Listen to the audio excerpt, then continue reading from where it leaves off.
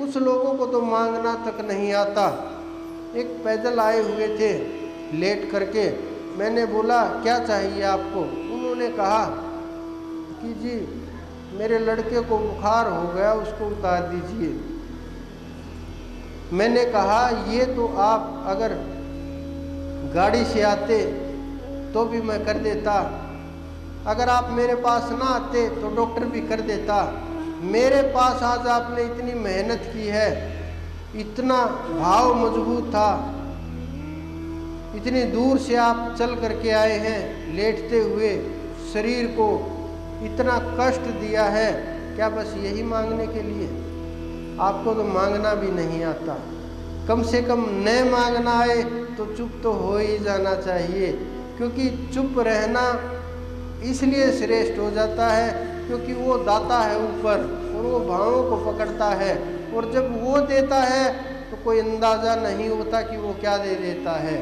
तो कम से कम जब सोचो आपके सामने कोई बोले कि एकदम से परमात्मा प्रकट हो जाए और बोले कि बोलो क्या चाहिए, आपको तो यही समझ में नहीं आएगा मांगो के क्या।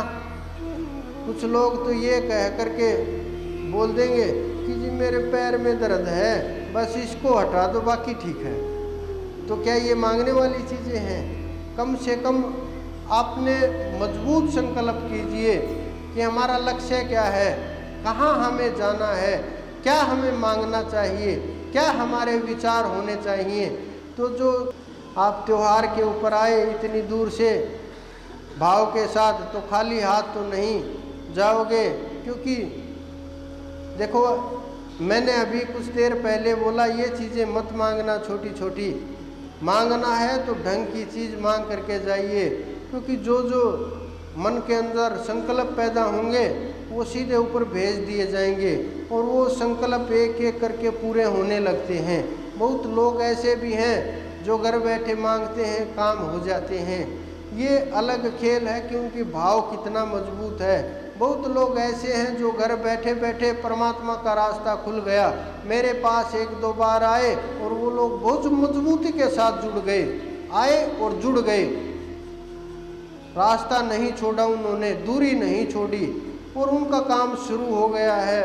बहुत से जीव आप सबके बीच बैठे हुए हैं जिनकी अच्छी स्थितियां हैं। मैं अभी उस पुस्तक को नहीं खोलना चाहूँगा, क्योंकि हमने जब ये काम शुरू किया मैंने एक एक जीव को सामने सब कुछ दिखाया कि अब देखो क्या दिख रहा है, अब क्या अनुभव हो रहा है, कौन क्या बोल।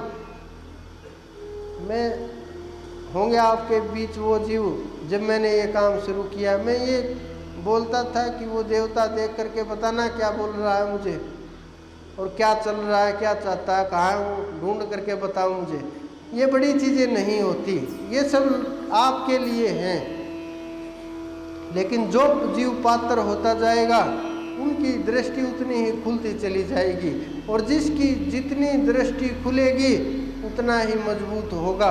ये बहुत कष्टकारी चीज़ें हैं, लेकिन संघर्ष में संसार के कल्याण के लिए, जीवों के कल्याण के लिए और उस परमात्मा की मर्जी से जब ये चीज़ें होने लगती हैं, दिव्य दृष्टियाँ खुलने लगती हैं, एक एक चीज़ लोक लोकांतर की, अनंत अनंत जन्मों की, पिछले जन्मों की, अपनी ही नहीं औरों की भी चीज़ें दिखाई देने लगती हैं। देवताओं के छोड़ो वहाँ तक अनंत तक बातें होने लगती हैं, उसके आदेश आने लगते हैं कि वो क्या बोल रहा है, क्या चाहता है, अब क्या होगा, क्या होने वाला है। ये छोटी मोटी चीज़ें नहीं, इस ब्रह्मांड के अंदर जो जो घटनाएं होनी हैं उनका खेल होता है। क्योंकि यहाँ केवल मैं परमात्मा प्राप्ति के लिए नहीं आया हूँ कि मुझे परमात्मा की प्राप्ति हो गई और बस हो गया काम। मैं यहाँ जगाने के लिए आया हूँ, वरना मेरा तो पिछले जन्म में ही काम हो गया था। जगाने के लिए आया हूँ। जो भी जीव जागेंगे उसके दरबार में पहुँचते चले जाएंगे। जितनी की भी दिव्य दृष्टि खुलेगी वो उतना ही धीरे धीरे दिखाई देने लगेगा। और कुछ लोग ऐसे हैं जिनकी दिव्य दृष्टि को आवश्यकता नहीं है, वो केवल अपना ही जहाज ऊपर ले जाएं, इतना ही काफ़ी है। तो आप ध्यान कीजिए, सुमरण कीजिए और उस परमात्मा का बार बार धन्यवाद कीजिए कि आपका जो परिवार है, जो आपका जीवन है, जो इतना श्रेष्ठ शरीर दिया, मानव की योनि में आपको भेजा, बार बार उसका धन्यवाद करते रहिए।